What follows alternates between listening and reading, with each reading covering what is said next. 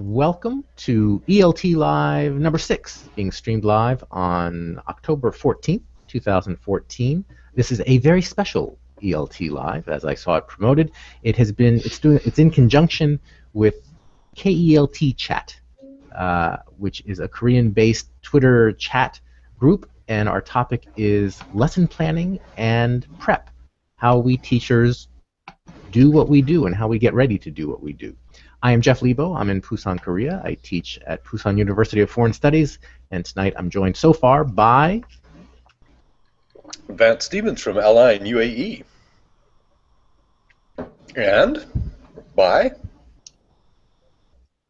Are we going down the line? I'm Dan Craig from Seoul, kind of Paju, Korea. No, that's not Dan Craig. That's Mike. I'm Dan Craig. Just reading the cue cards. I'm Michael Griffin in Seoul and teaching at Chungang University in Seoul. I've never been to Paju. And joining us from our mobile unit on his way to work in Mexico, Ben.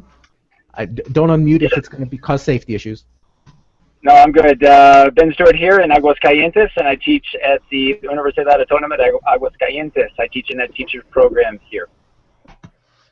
It's just always exciting to have someone on the road join us. I feel like he could stop at any point and do, person on the street interviews. Anyway, so this has been a slow burn Twitter chat, and for 11 plus hours, people have been tweeting comments and questions and thoughts about lesson planning and prep. Michael, I think you have probably been tuning in as much as anyone. Any kind of overview or things that have struck you that you'd like to share? Sure. A few interesting things is people talking about the amount of time that they spend prepping. My assumption was something like people would say, oh, I plan less now than I used to than when I started out. But a few people were saying quite the opposite. Now they're spending more time planning than in the past, which I thought was an interesting idea. There was also a lot of talk about what form a plan can take and what it means to plan and prepare. As seems to often be the case, there was a lot of talk about writing objectives on the board versus writing a map on the board versus writing nothing on the board versus what do we share with students, when do we share it, this sort of thing. Those were some issues that caught my eye. And Dan, you've been tuning in as well. Any other things that struck you? Yeah, I've been doing my best. It's been a long day.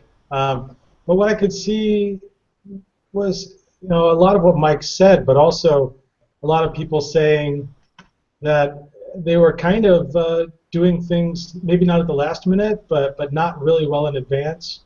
And also, a few people would agree that over-planning was not really the thing to do, more of a light goal setting and then kind of going off the cuff. Yeah, I noticed a lot of things you did, and one of the things that Heidi, I believe, mentioned, Heidi Nam, was what's the optimal time to plan? Is it a week before, a month before, a day before, on your way to work? So let's start there, and before we do, I just want to mention for anyone who's listening and would like to join the conversation, please let us know if you go over to eltlive.com/live. There's a chat room, or you can just tweet with the KELTchat and say, I want to join, and we'll bring you into the Hangout. So what are your thoughts on the timing of your planning? How far out do you plan? Do you do an overview of the semester? Do you know what you're doing on week 12? Or do you Sunday night figure out what you're going to do that week? Maybe my turn? Sure, please. Okay, well, I teach at the aviation college in the United Arab Emirates.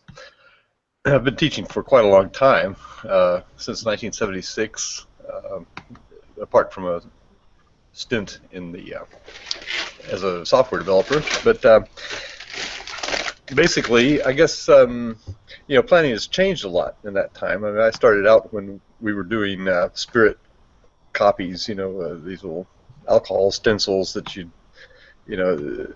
come to class and scratch something out on a piece of paper and reproduce it and hand it out to the students, and maybe it's a fill-in-the-blank exercise, or maybe it's a diagram that you could stimulate some conversation or something like that. And the things we were planning back in the old days were often audio-visual, audio-lingual. The style of teaching was a bit different.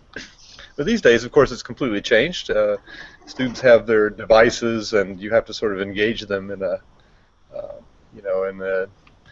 where they are, and that brings lots of affordances. And one of the affordances is that you get to share a lot with colleagues.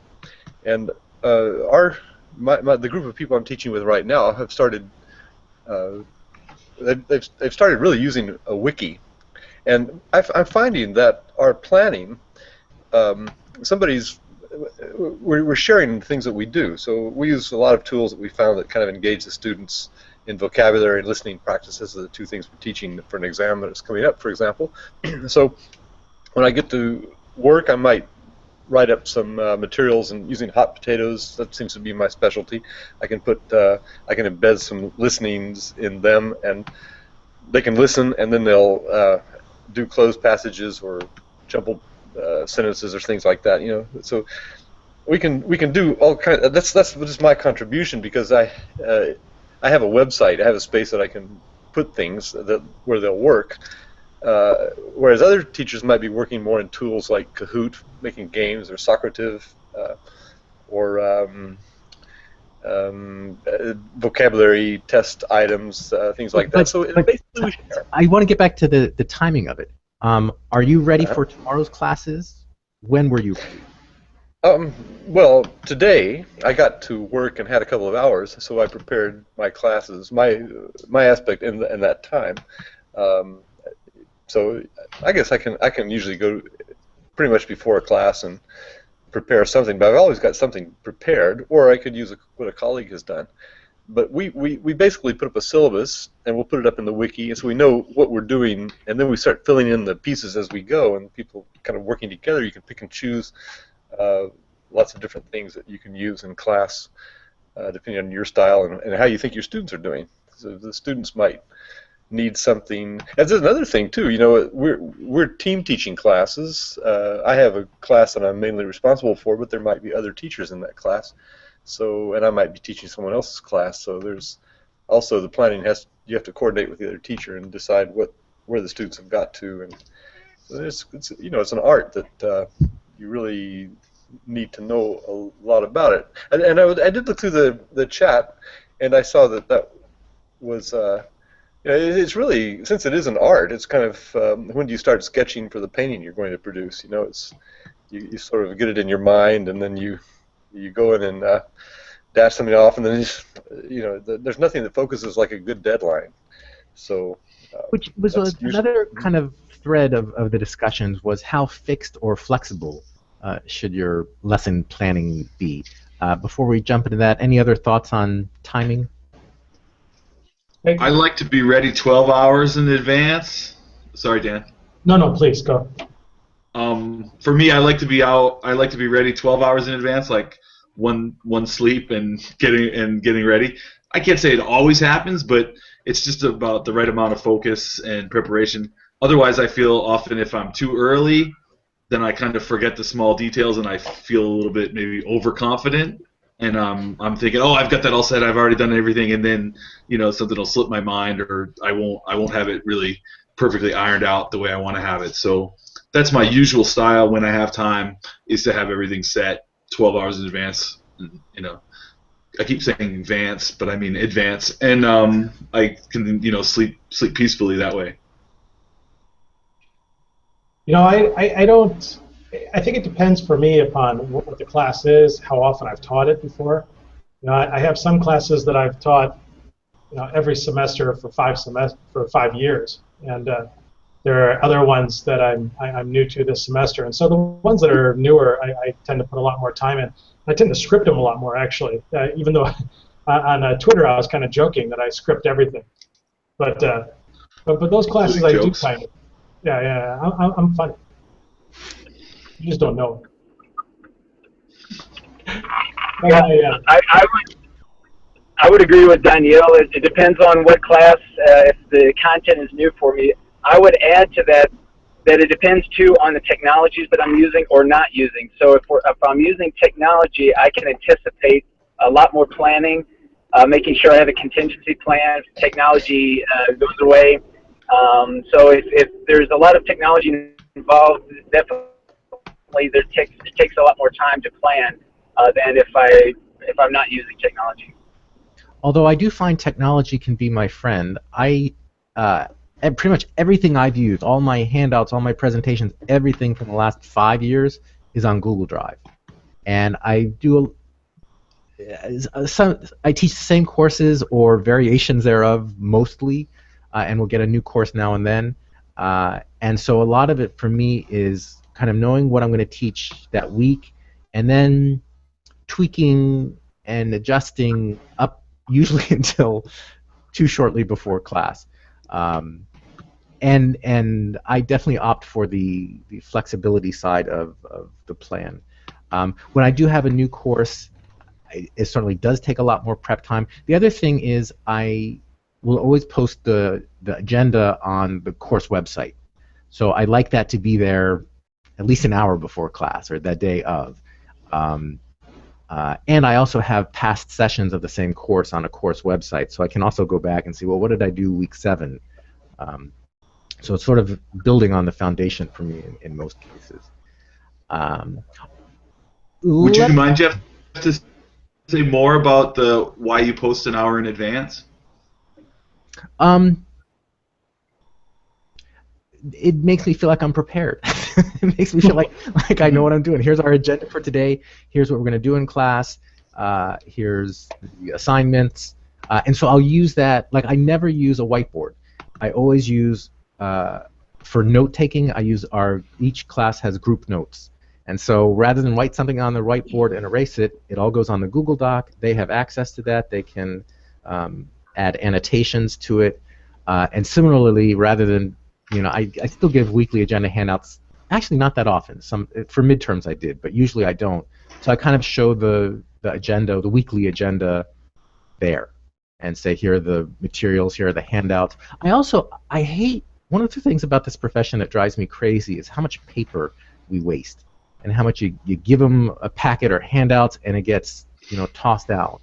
So I really minimize that as much as possible and say, if you'd like the rest of the handouts, if you'd like more, here are the links.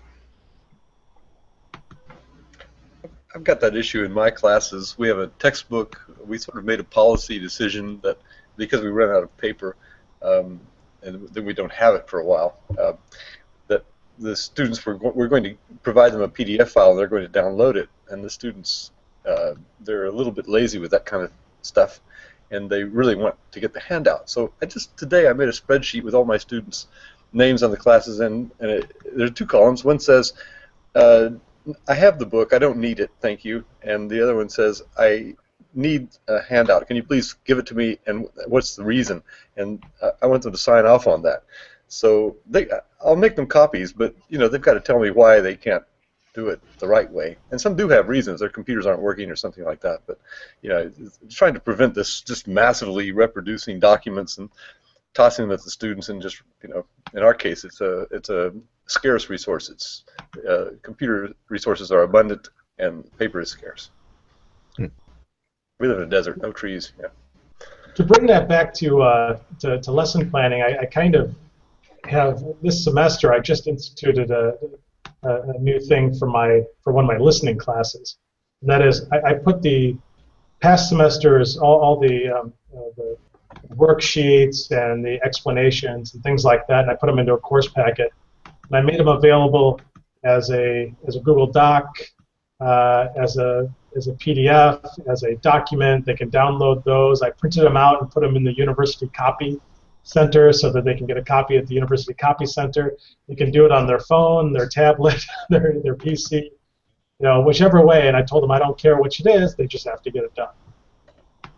But that is also how I plan that class, because I just go through the materials pretty much in order that's in the packet. I think if you plan in such a way that I plan for myself, but then in such a way, like Jeff does it, that it also makes a plan for the students. So that's basically the essence of my planning, is that I've got a website of some kind, some sort of portal, that I figure out what it is the course requirements are and what the pieces are and how they're going to go together, and then I present that in a way that my students can click through and see what we're doing on a day-by-day basis, and also link to the materials that they'll need, and which I choose for a particular class according to what's needed for that class. And so that's the yeah. Go ahead. One of the reasons I tend to really shy away from textbooks is I don't like the fixed structure, and I can't imagine knowing what I want to do week 12 in week 2. There's so many variables. I don't know that much about the class. I don't know what their interests are going to be. And for especially speaking or conversation classes, I sort of have this buffet of stuff that I've used before, and I can combine it and remix it, kind of going with the flow. Which perhaps is a segue into another set of issues about how fixed your lesson plan is, and also the time management component of that. And this kind of hit home when I saw some tweets about that. If you've got your plan and it's going slower than you thought or faster, especially if it's going slower than you thought, and oh my gosh, I'm not going to fit everything in, do you tend to try and cram it in and speed things up, or do you say, okay, I'll save that for next time? How do you approach all of that? Anyone jump in? Save for next.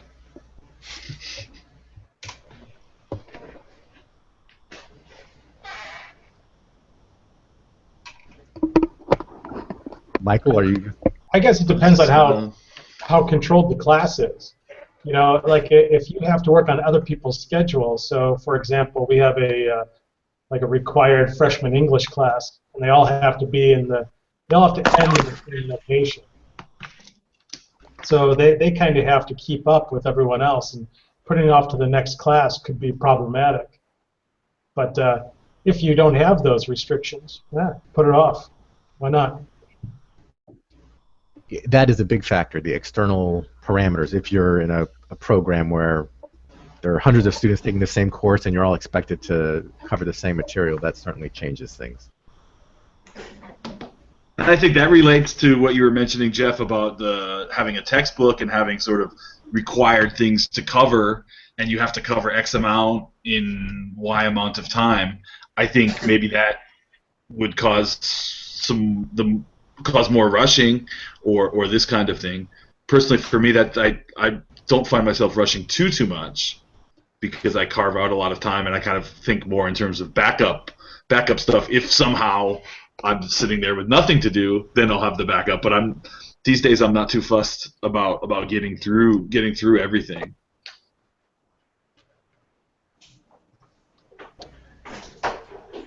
What about doing projects, with your students?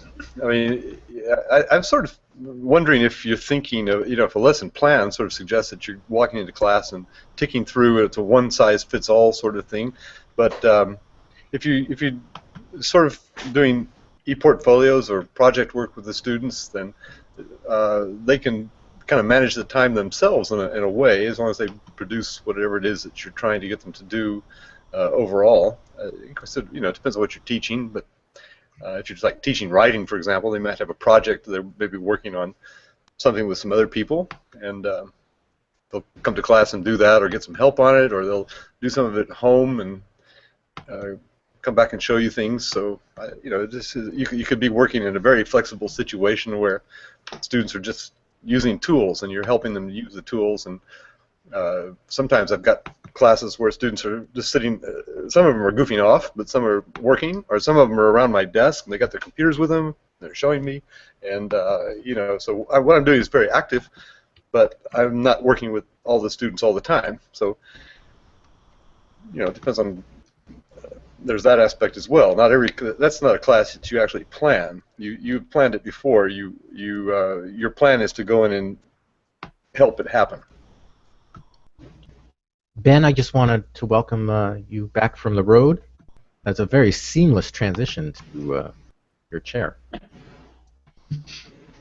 Yeah, a couple of thoughts that I had. I try, when we talk about planning, we look at it really, you can look at it at a couple of different levels. You can look at it at the classroom level, so you're planning for a particular class, and you can kind of look at it more broadly, either by week or even by course. I try to build in time throughout the course for recycling information, reviewing, kind of trying to embed time to kind of either, kind of depending on how the dynamic of the class is going and how they're progressing or not progressing, build in time so that review can happen. So if there is a class that I'm in and their students are really having problems, typically the class will just go at their pace for that particular class and then plan accordingly for future classes depending on if no more reviews needed or what have you. So I think it depends on planning, or I think for me at least, I try to approach it at a couple of different levels, so that I build in some way or another extra time to give the students who need it.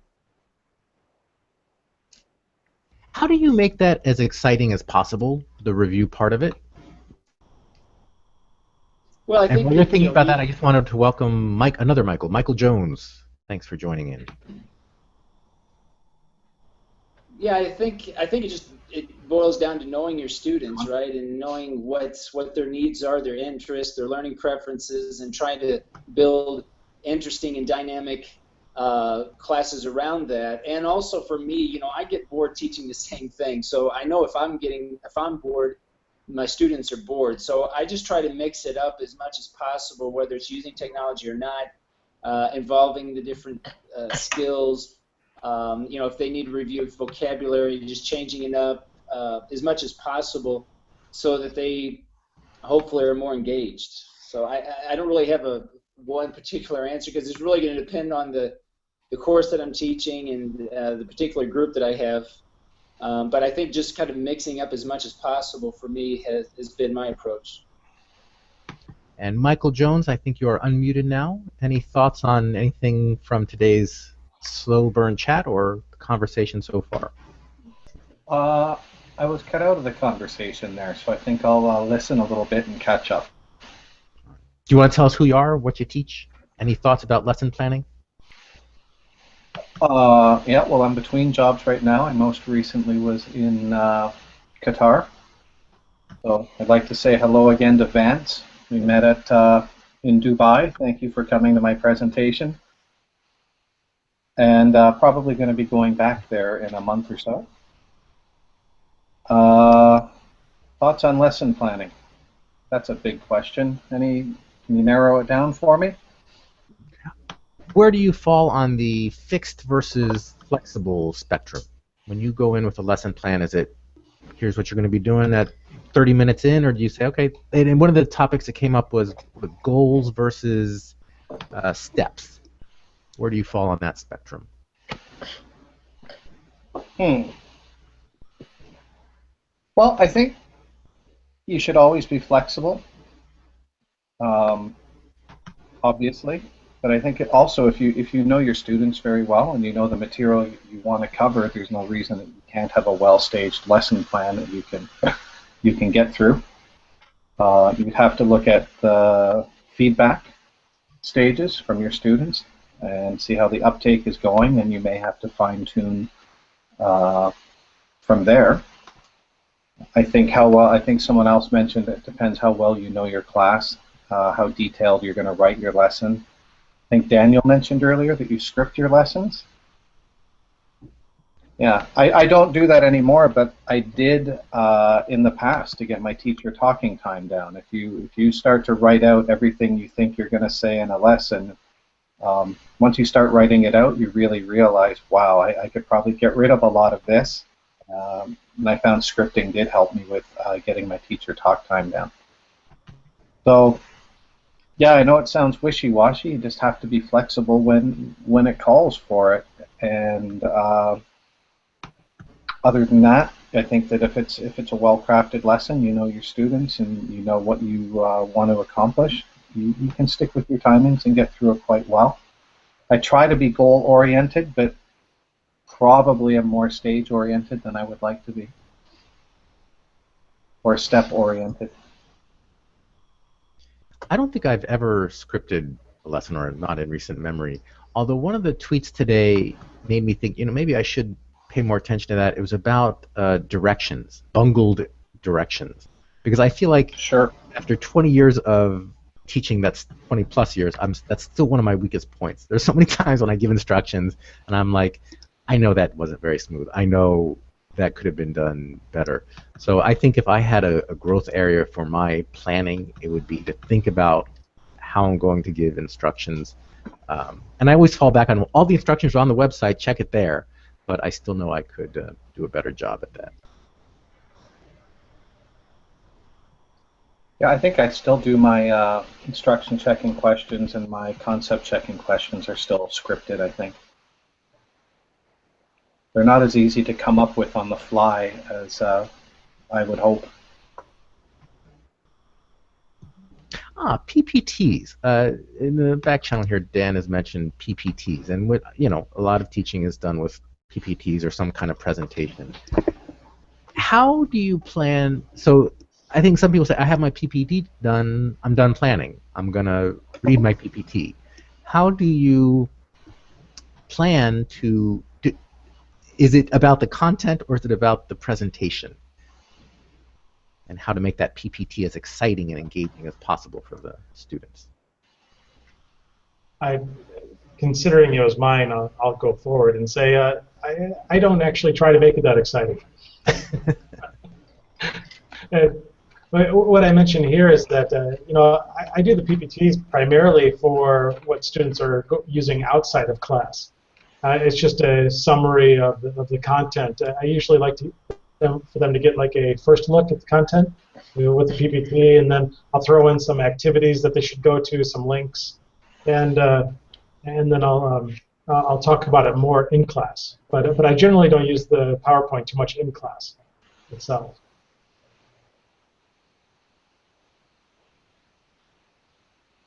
Ben, would you like to chime in with that question you just posted in the chat? And maybe it's a little bit off topic, but we've been talking a lot about lesson planning and how we go about doing that. And I'm curious about how we actually assess our planning. And how do we know if the lesson plan is successful or not? Thinking more in terms of what the students are not learning. How do we go about assessing our lesson plans? And I'd be curious to know how you all feel about that, as far as focusing more on the learning, how to maybe move from this idea of just covering content and thinking more in terms of learning outcomes and behavioral outcomes, expressive outcomes, however you want to articulate that.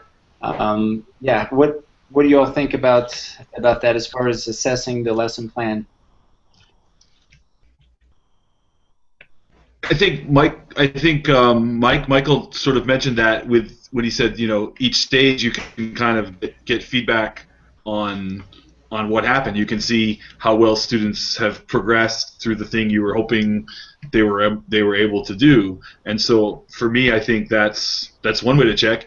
If you're sort of imagine going from controlled to more free practice, well, you're seeing how things are going in the controlled practice and gauging the plan from there and making decisions to move on or not. This is sort of a simple answer, but yeah, I think I would agree with that, and by trying to make that feedback stage student-centered and have them produce as well.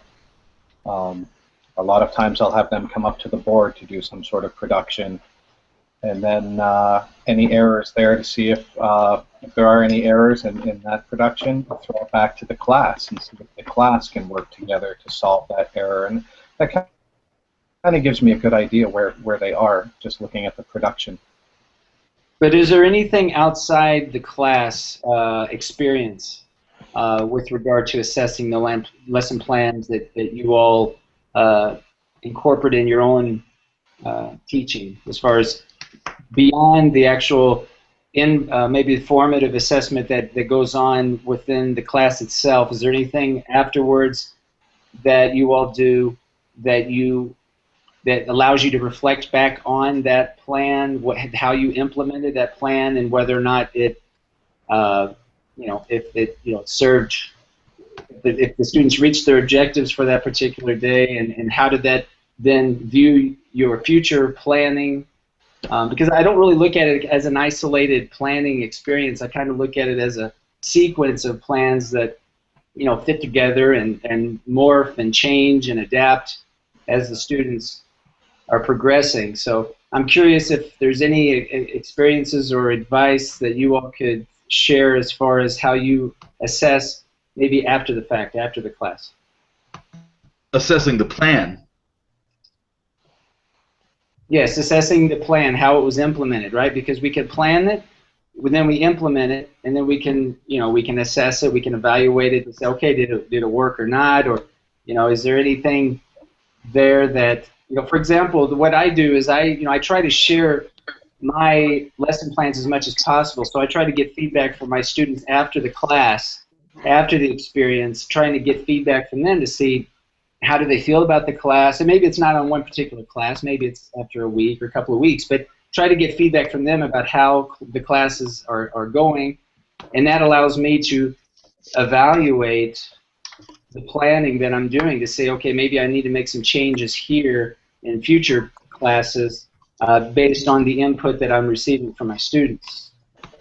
But yeah, I don't know if that has come up, if you guys do something differently as far as how you assess the plans.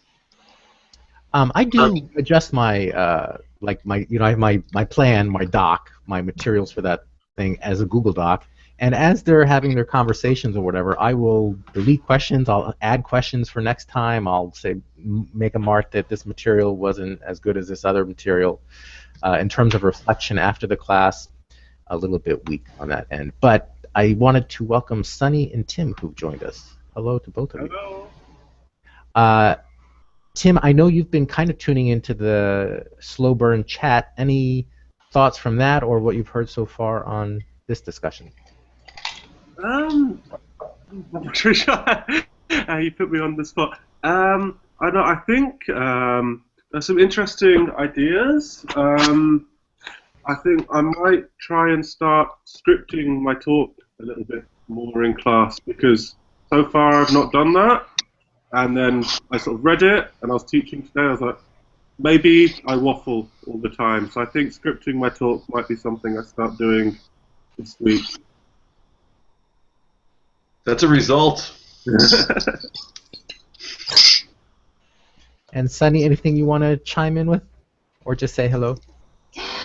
Yeah, I couldn't fully understand what's going on right now. I kind of understood how lesson plan could be evaluated or getting feedback. Is that right?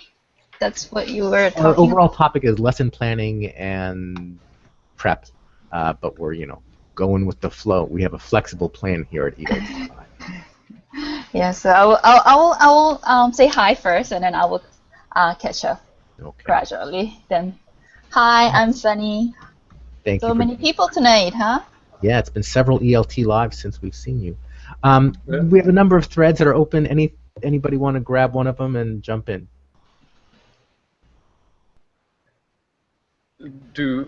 Let's see. I know that.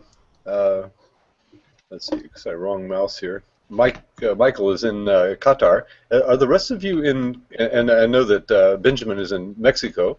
Are the other people in similar contexts teaching in Korea? I believe we are all in Korea. Yes. Yeah. Similar context, somewhat.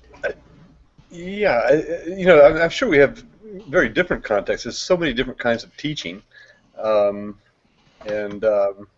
think in my situation, I sort of have to keep a lot of students awake. They're military and they've got difficult lives, and so lesson planning is got to be jazzy. I mean, what you do has to be, has to be. Actually, I kind of like Mike Jones's. His presentation, I believe, was on QR codes. Is that right, Michael? Yeah, that's what we saw. Yeah, that was very memorable. And so, I mean, just taking Mike as a model, he walked into a presentation with a bunch of QR codes and sort of drove the lesson that way. And actually, I borrowed that in a class I taught with iPads, and I'll be back to iPads again. And I think that's really just a jazzy way to get things going. Put a few QR codes on the walls if you want people to have their schedule and things like that, and drive it. Of course, you can't do it that way all the time. You have to change up. You can't go in with something that works and then expect it to work again. So you have to be changing up all the time. But it's nice to get somebody's joined us with a lot of feedback. Hello, Eileen. We're getting a bunch of. Oh, and we lost her. Okay. Anyway, I suppose I definitely can't plan because of that. I can't plan a month ahead, and even 12 hours ahead is maybe a little bit, like 12 hours ahead I will have tried something and I think, oh, then tomorrow I need to do something differently, or I need to try this tool, or it's a late class, I need to, go with something, so, it's sort of just responding as it goes, and I think, if the class goes well, that's enough of a reflection on it. You can sort of tell when your technique is working, when the students like what you're doing. And so to me, that's the feedback I get. If the lesson works, I know it. And if it doesn't, then I'll think of ways to improve it next time. Mike Jones, you tossed a question into the chat. Would you like to get that on air? Yeah, I think one of the threads that Mike set up for the slow burn chat was sort of this flexibility versus rigidity. Should we follow do you stick to the lesson plan, or should you be flexible? And actually, one of my former trainers had a good line yesterday. We were talking about it, and he would often ask trainees, are you teaching the plan, or are you teaching your students? But we talked earlier about the importance of a production stage and then its attendant feedback stage. Let us know if our lesson aims have been met, if the students have met the language objectives. So we want to be flexible, but it's also important to get to that stage because that's really going to tell us if they've taken on board what we were trying to teach during the day today, which means that there has to also be some rigidity. So how do you stay flexible and meet your aims and get to that important for your production stage that's going to tell you if you met or if the students were able to meet the aims or not?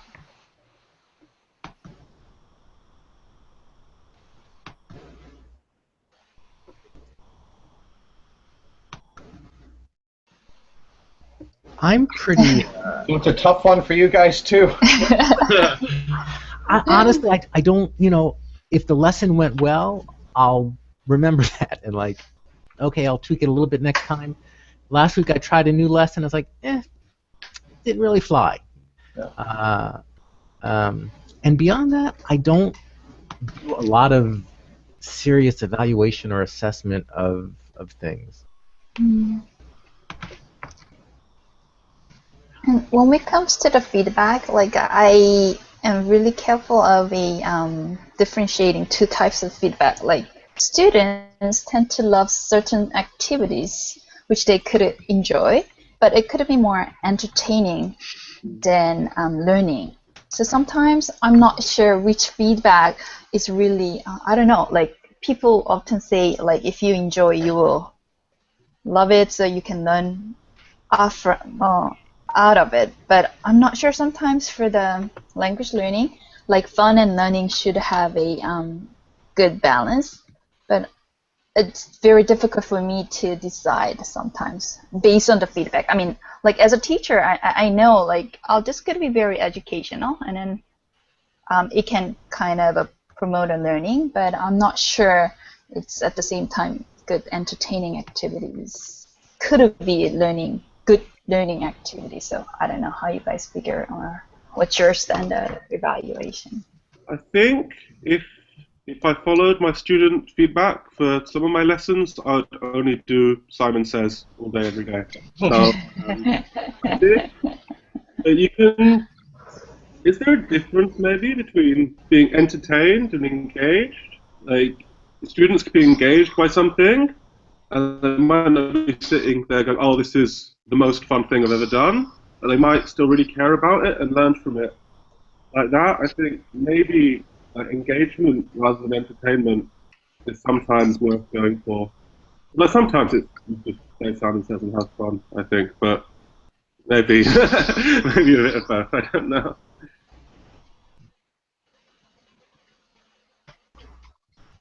I'm looking through the list of questions that they put on the KELTchat blog prior, and there's some interesting ones here that I wanted to address.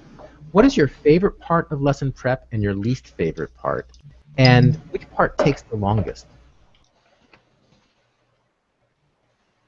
I put that there for you, Jeff.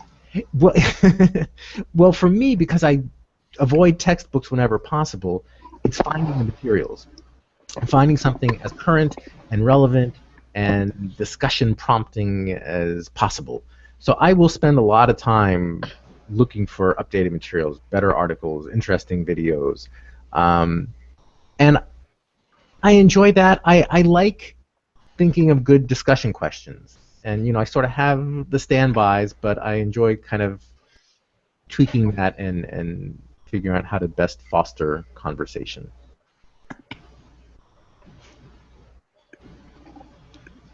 You know, I really like making computer-based lessons, and it's getting where colleagues of mine are starting to put together worksheets and things and then sending them to me and asking me to put them online. And I think that's really, really neat when you start, when people start doing what they're good at, you know, but not having to do the whole package. So if someone else finds something and says, "Oh, this is going to be," you know, gosh, it would be nice if we could use that. But you know, hands it to me, and then I can quickly whip it together and get it out to everybody. And I like working in that way. So I don't know. At the moment, my lesson planning is very satisfying because it's kind of what I like to do. I'm having fun. I'm tweaking. I'm enjoying putting things online, and people are sort of feeding me material, which. So that, I guess that's my favorite part of it, when it's gotten to that point where you know, you can do efficiency through crowdsourcing some of the things that you do. Hey, we can keep answering this question, but that also leads into another question here. Who sees your plans? Which we kind of addressed before, but feel free to answer that or the other questions.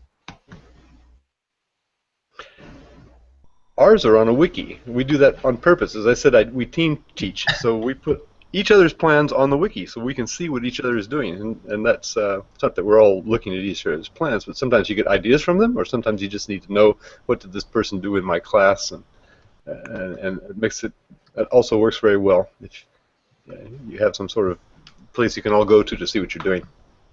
I'm curious, Vance, on those team teaching, do you actually coordinate and work together and share ideas when you are looking at each other's lesson plan, or is there some interaction that goes on there between giving feedback and looking at each other's lesson plan?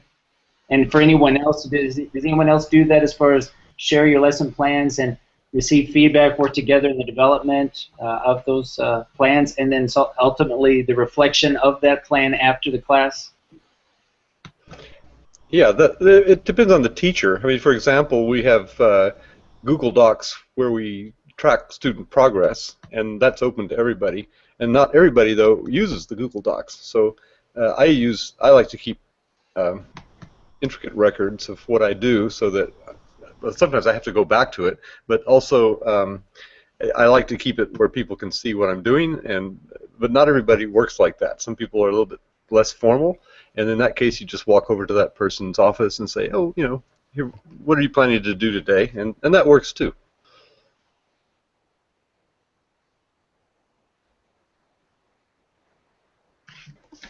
I think it's really useful for maybe leveling. I only see my classes one time a week, and they have a different teacher for the other 4 days. So often, if I have a handout or a lesson plan, and say, "Is this too hard? Is this too easy? How can I change this to make them more interesting?" So for me, that works really well. So how do you coordinate with your other 4 teachers, or how many teachers are there? There's me and two Korean teachers, and we have like a 10-week plan, and basically we just block the 10 weeks, and I do the speaking part, and they do the grammar, reading, and listening. And I think maybe that's not as real a distinction as they make out. So yeah, we kind of block the 10 weeks, which we have for the book, and say, oh, I'm going to do this here, we're going to do this here. But because they run quite parallel to each other, we don't, like, they don't mix too much. But it might be different in a hazard one, so I don't know. Which raises a couple of questions. One, the cultural dimension of lesson planning. For people who work in multicultural environments, have you found that there are certain cultural preferences for structure of lesson plans and approach to planning and preparation? And also that leads us back to one of the earlier questions about writing objectives on the board and things like that. How much do you share with students? This is what we're going to learn today. Someone was saying, you know, if we're going to learn the past progressive, I don't want to write. We're going to learn past progressive. Thoughts on any of that? Anybody?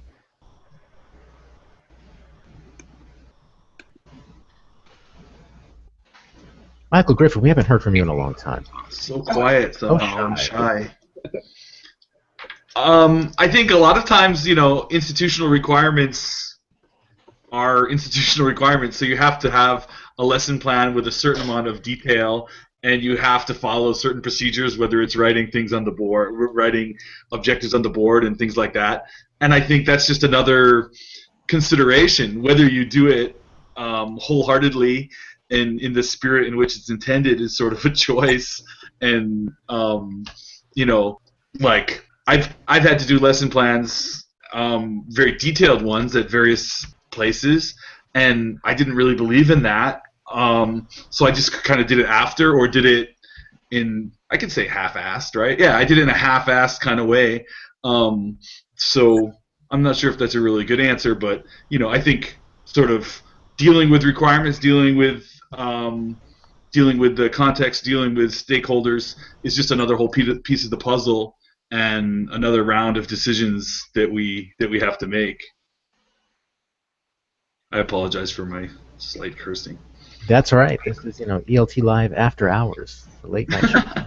No, I'm glad Michael mentioned the stakeholders, because that affects what we do also in terms of how flexible that you can be with your lesson plan.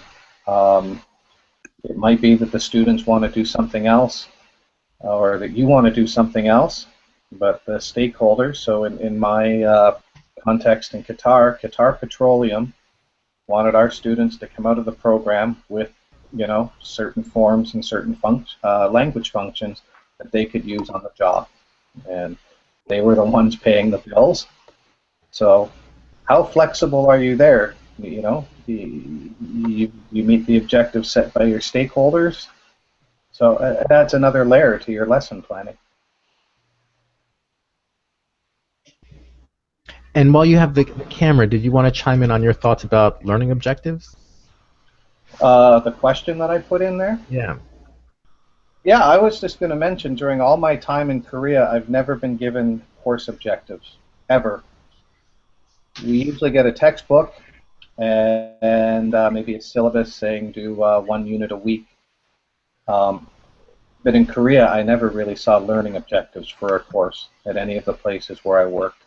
So what exactly are the students supposed to be able to do at the end of the course? I know last semester some of my colleagues, the course objective, the direction they got from administration was make the students better at English, which of course is not really a language objective. So in Qatar, it was very, very clear. Again, I mean, the stakeholders were very involved and very clear about what they wanted the students to be able to do. So each of our units had clearly defined objectives that we were hoping to meet the students should be able to do. But in Korea, it's almost a free-for-all. And does anybody here have a list of course objectives, the Koreans? By the end of the course, students will be able to... I did them myself. Yeah. I'm curious, for those who don't have course objectives or are not used to seeing course objectives, how are those students assessed? Is there a policy, institutional policy for assessing, or how does that? 30% B's, 45% B's, and 25% C's. Well, those are great, but like assessment outcomes, like learning outcomes, like language outcomes, understanding outcomes, nothing along those lines. You're funny. Okay. Not in any of the Korean contexts that I worked in. No. Quite often the teachers were able to make up their own tests. Wow. So they don't have any test, any school test exams that they have to pass? Well, you know, it depends on where you're working, certainly, and I think more so these days you're seeing more programs institute objectives, particularly across the general studies, so the required freshman classes, sophomore, junior, senior. And I think you're starting to see more of those. Now, whether they're actually being followed and followed up upon is another story altogether. But I think a lot of organizations have that list, and we certainly do for our classes. And again, of course, someone else mentioned the same thing. I know it because I wrote them. But I don't think a lot of places are actually following up on those. And so they're not basing their assessments off of that. They're not measuring what the teachers are doing in class. That could be an issue.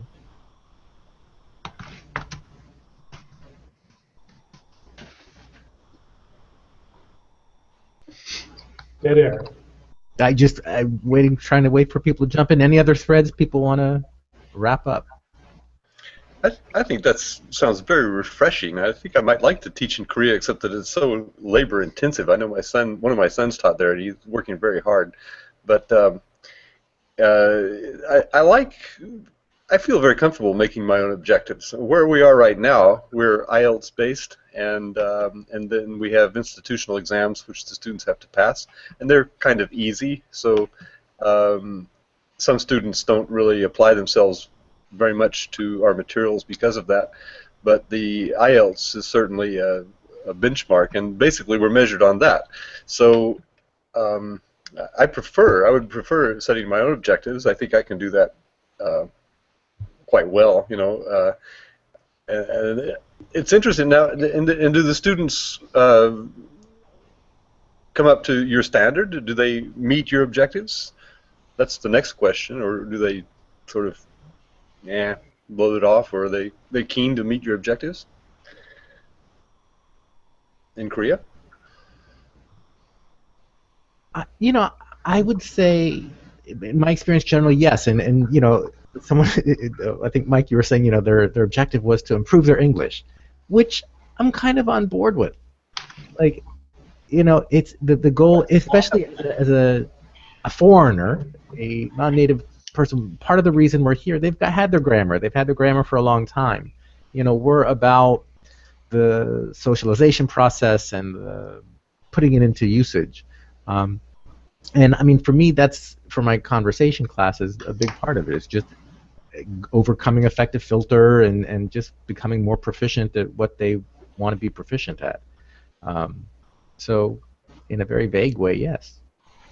I think that, I mean, I followed a thread on Facebook recently, and this kind of sums up a lot of what happens in Korea for me, but somebody was asking for advice on creating a level test for her students.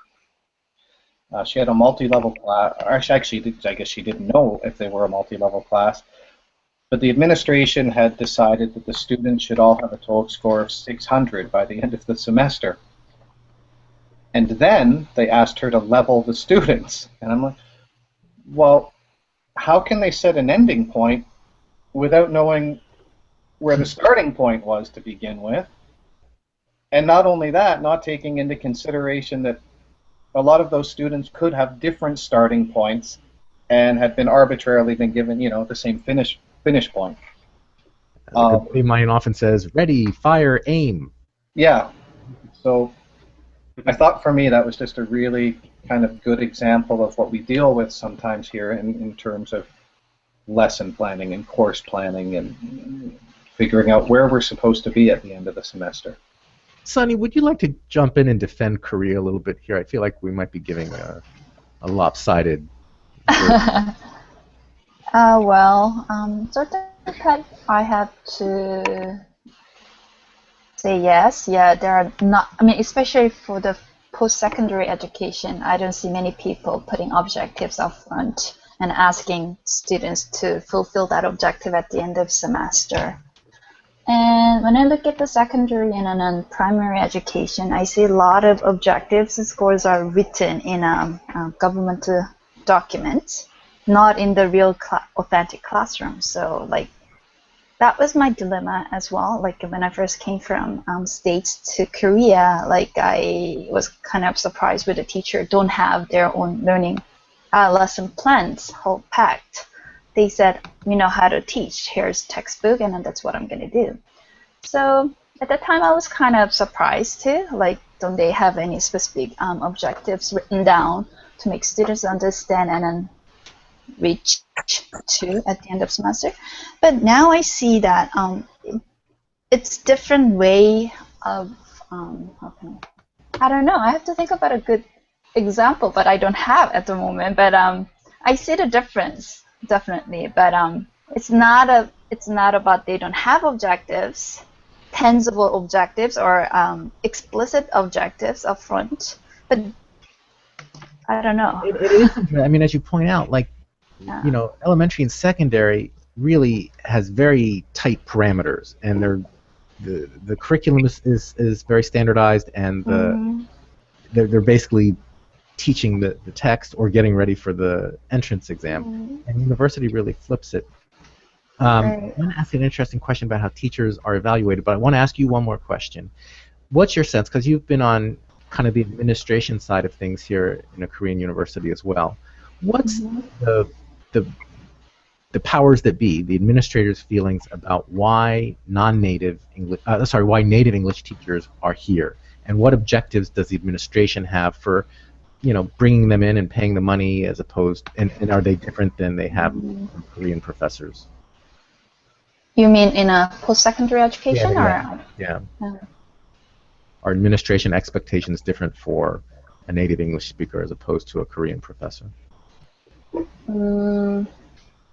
So especially for the Busan for University of Foreign Language, I mean, they got to have a native speaker.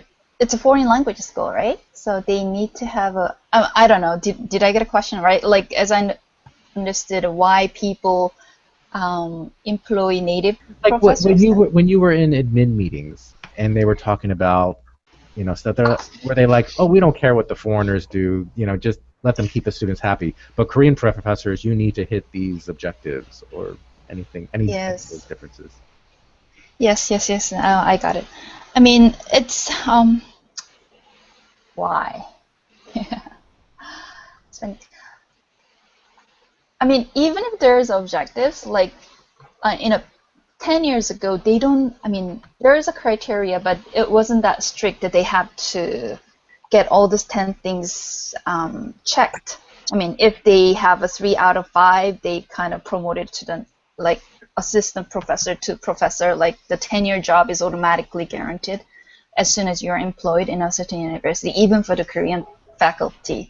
But nowadays, the procedures got very strict, so they're checking every single criteria. But foreign professor, why not? Because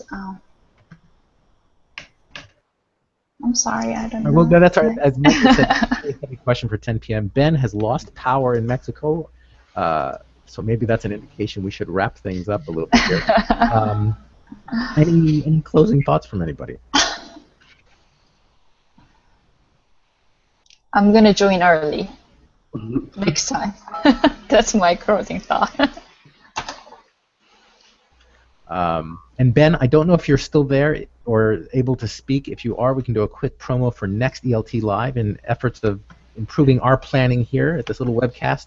We're actually going to have next week's plan set. I can tell you it's going to happen on next Wednesday at 1300 GMT, 10 p.m. here in Korea, and we're going to be connecting with Ben's students in Mexico, and they're going to be asking questions of us teachers about how we do. Ben, I'll take your silence as a no. He says he's on his mobile device. He's out there one way or another. Yeah. Power failure can't stop him. Well, so how is your ELT chats? This is one last question. How are ELT chats impacting the working environment, the professional environment there in Korea? The people you're working with, are they? Is this a real small subset out of all the ones who? A lot of people just can't be bothered, aren't interested, or do you think you're having some impact on how I think your peers relate to each other? In terms of my workplace, I'll mention it to my coworkers sometimes and try not to make them feel pressure. Some may still see me and they're like, "Oh God, you invited me to another one of those and I ignored you." It's like, that's okay. As far as I'm delighted people keep showing up. The other thing that I would sort of like to, I would like to encourage is now the site is kind of set up. I need to do a little bit more back end stuff, but I really want to encourage other people who have a conversation they want to have to schedule it, do it, and toss it up on ELT Live, because certainly they're I like doing this, but I think just having different people play and put together conversations benefits everybody. So if anyone is interested, please contact me at ELT Live, or I don't think we have a contact button. Jeff Lebo at Gmail. Google me, you'll find me. JeffLebo.net, contact, whatever. All right, last call for any. Did that answer your question, Vance? It was an answer. It was an answer. That sounds. All right. Well, thank you all very much for showing up and hanging out. KELTchat, love ya. Would love to do this again, and would love to schedule at a time when even more KELTchatters can join in. That is one thing about. Hello. We're very flexible with scheduling days, times. Perhaps we can do it on the weekend or whenever. Thanks very much. We'll be back next week. October 21st. No, October 22nd. 1300 GMT. Thanks. Have a great week. See you next time. Thanks so much. Bye-bye. Bye. Have a good one, guys. Bye.